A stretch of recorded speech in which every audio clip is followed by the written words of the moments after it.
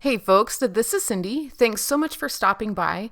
Today we are going to be taking a look at die cut stencils. I want to show you how you can use your dies to pull a card together. If you're not that into die cutting, this is a really great way to get some use out of them. Now I am going to show you how this whole entire card comes together, but really what we're looking at is those last finishing details that help it really stand out. Now I'm going to use the Altenew Totally Tropical stamp set. This is a layering stamp set. I normally don't use it that way. I always use the outline images. It does come with a layering guide on the packaging, which is super helpful. I just trim that down and keep it with my stamps, so I have it in case I want it. But look at this, there's lots and lots of different flowers in here. You could really go all out. And then I'm also going to use the Altenew Parrot Paradise stamp set. This one is also a layering stamp set with the exception of that guy right there, but look how big he is. You could put that on the front of a card and call it a day. It would be awesome. So lots of different images in this to layer up. Along with the outline images, again, it has a layering guide, which is helpful. I love it when stamp companies do this. It also gives you a really good idea on what kind of colors you could use if you kind of struggle with that kind of thing. And one of my favorite things about both of these stamp sets is how large these images are. They're just amazing for coloring. If you struggle with small images, this would be a really great stamp set for you. Okay, so now I have a piece of acetate by Graphics. You could use old packaging if you like. I like this because it holds up over time and I can continue to reuse it. I have this die cut from the Simon Says Stamp Postage stamp frame set. It's the largest one in there. Now, I start this off a certain way. However, I don't finish the card like this, but this actually gave me a really good plan on how I was going to lay out all of my images and stamp them.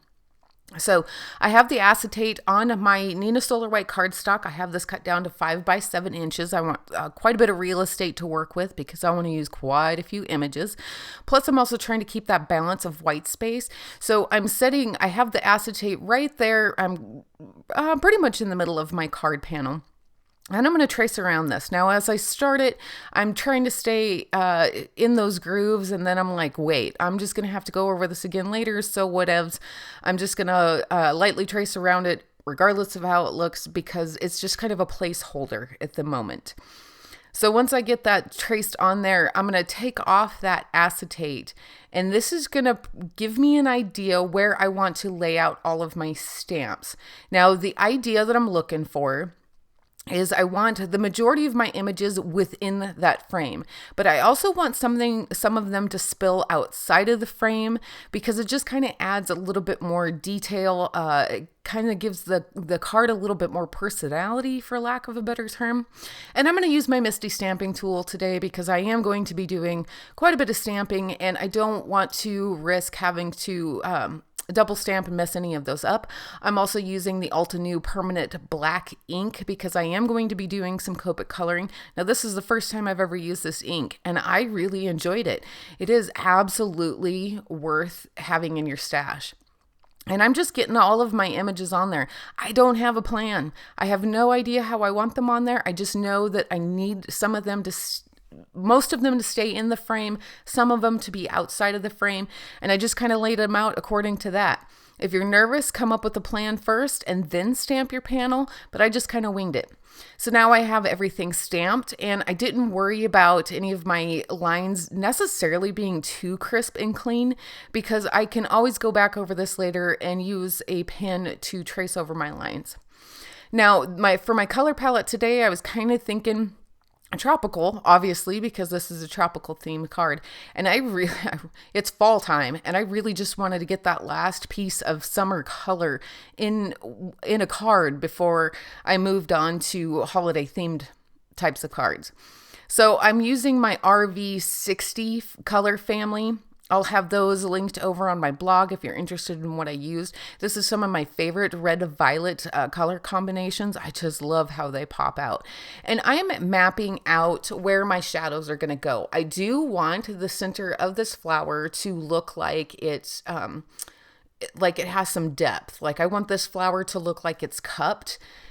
And so I'm concentrating most of my color in the center of it. Now these petals do have kind of like these little folds and grooves, so I am just drawing a thin line on those.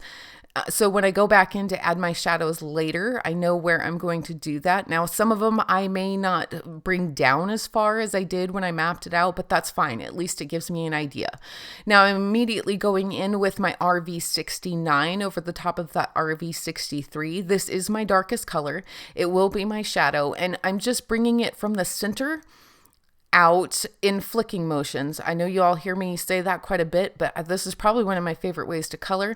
It's really efficient. It always looks really nice on a flower because it gives it a lot of those variations. And I'm making sure that I vary the lengths of those flicks as I color, because you don't want just like this straight line. Flowers wouldn't have that in real life. So you certainly don't want to color them that way. And I'm making sure that my most solid, the deepest, darkest, is right there down in the center. I'm also not too concerned about that stamen that is coming out of the center of the flower. I don't want to completely cover it up because I do need to know where it's at later on when I finish it. But overall, I'm not too concerned about it because I know that I'm going to be coloring that in black. Now I'm bringing in my RV66. This is my midtone, and I'm just blending it out. It's a really easy blend. I think that's another thing that I really enjoy about the RV60 family is they actually, no matter which ones you use, they blend out beautifully every time. Now, the other thing that I am going to focus on in this flower is I do want to leave a really stark highlight. Sometimes when I'm coloring in flowers, I make sure that everything is blended very smoothly. On this one, I don't. This flower in particular is sitting right there, smack dab in the center of my card.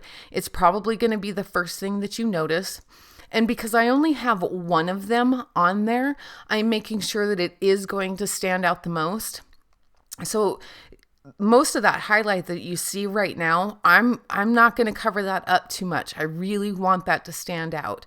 And then also later when I go to add my embellishment and my finishing touches on this, I can use that to my advantage and it will stand out that much more. Now, if this particular coloring technique makes you nervous, by all means, make it easy on yourself. You certainly don't have to color it in this way. I would suggest leaving off those lines at the very tips of the petals and just starting with your darkest, working your way out from the center out to your lightest. So the tips of your flowers are where your highlights are. It's going to make the flower look curved. It's still going to give it depth and dimension and interest, but it saves, not only does it save time, but it's not quite as overwhelming to color in and is a whole lot easier to do. Okay, so now I'm back to my lightest color, which is the RV63, and I'm just giving it one last blend. And you can see that there's still quite a bit of highlight at the ends of those flower petals, and that's exactly what I was looking for.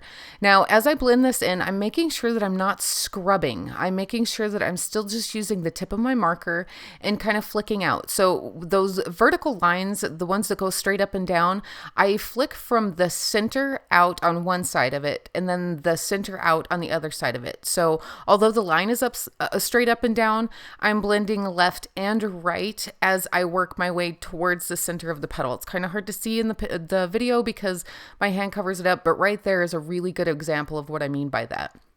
So now I'm going to move on to the other flowers, and those, I thought I would do those in an orange to kind of offset some of this red violet.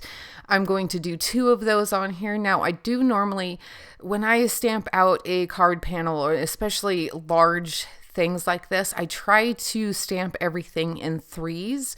Occasionally I'll do an even number because when there's enough going on, you can kind of get away with doing that kind of thing and nobody's going to notice the difference. Now this flower, I color it in exactly like I colored in the first flower. This isn't anything new. It's the same exact principle. And this is another one that I want to leave quite a bit of highlight on.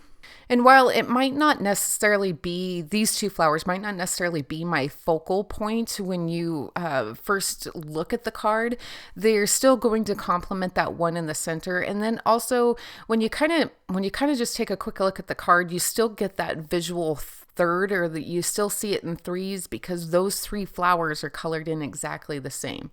So I'm just mapping this out. Again, it's the same thing. I map it out with my lightest color. I immediately go in with my darkest color and start blending it back out to my mids and then to my lightest color again. And then I'm also, reinforcing those little dips and grooves at the ends of each of the flower petals. So you see some more movement into the flower petal. Again, if you're not comfortable with this, don't bother doing it. Start with your darkest in the center and work your way out to the lightest at the tip of each petal, and it will still look amazing. So, and I'm not going to show you all of this because I already showed you how I did that with the flower there in the center.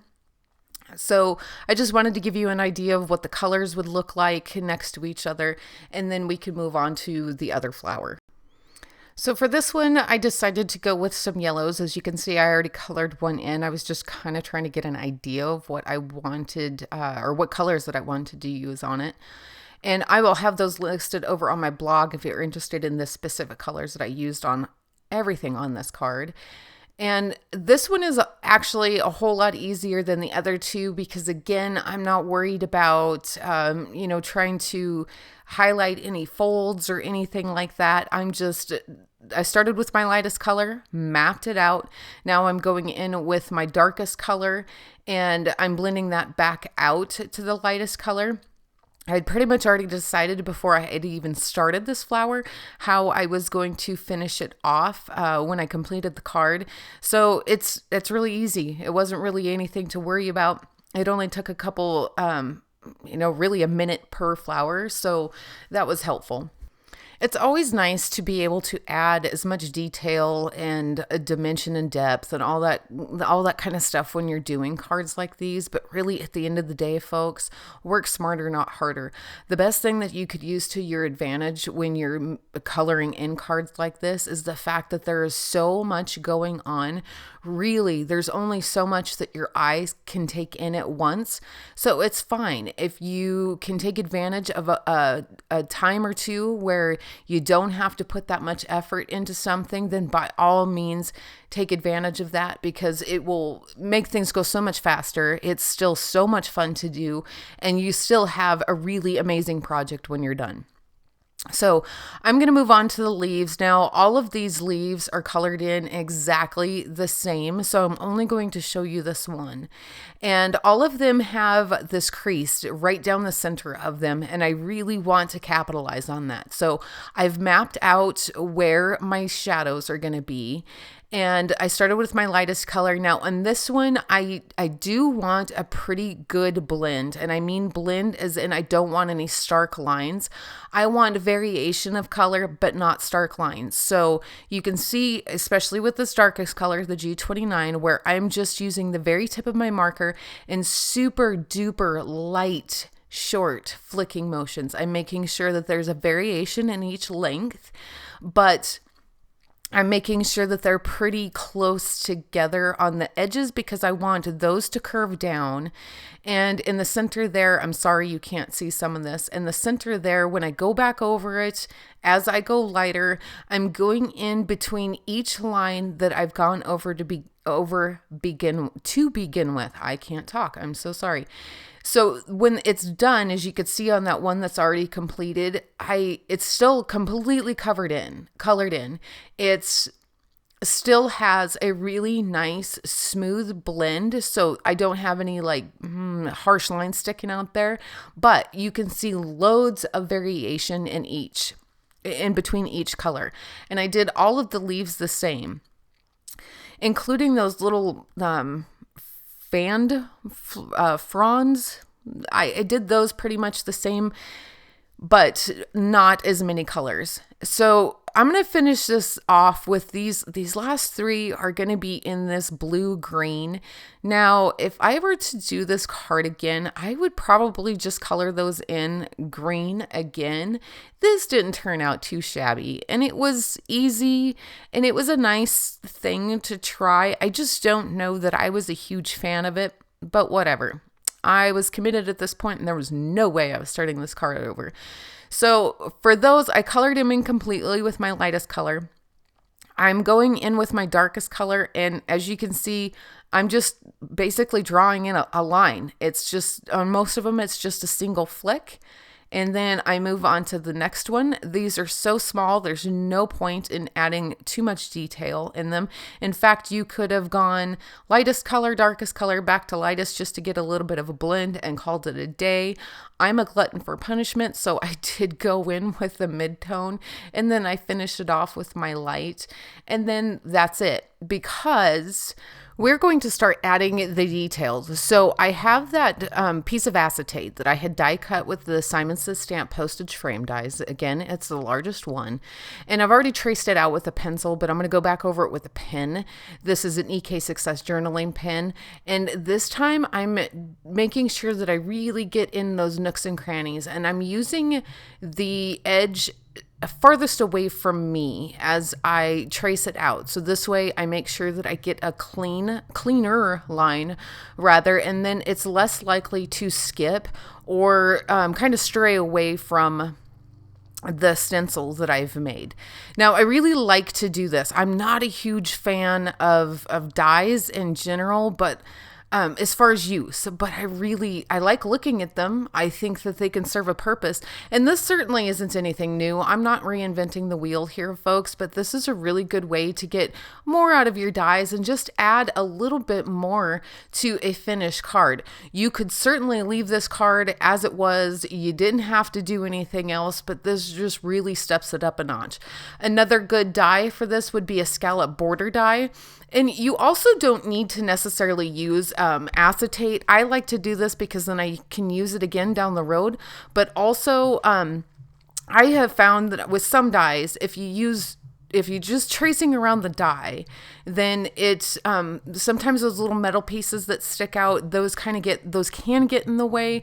And then also you could do this with cardstock, but I don't think that those last as long as what the acetate does, but give it a shot. Do whatever works for you. Just give it a shot and see what you come up with and see what you think of it.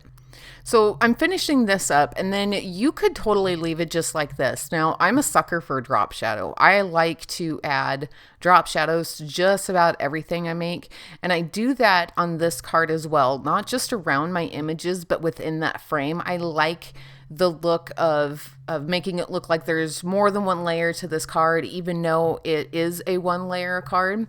And it does take some time to do that. I'm not going to lie. It is a little time consuming. I do show you a little bit here in the video about what I'm talking about, but I don't show you everything because I think I probably spent just as much time doing my drop shadows and blending in that faux frame as I probably about half of the coloring on all of my images there. So I'm not going to show you all of that, but I did do it. It always looks really good when it's done.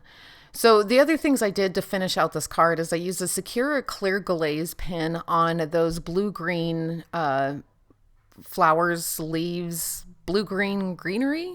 Sure, that's a thing.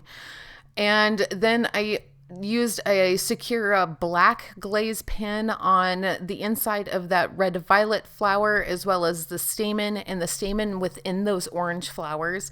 I used a Sakura Stardust gel pen on the yellow flowers. I also used the Nouveau Crystal drops in ripened pumpkin on the yellow flowers. Surprisingly enough, those two colors work really well together.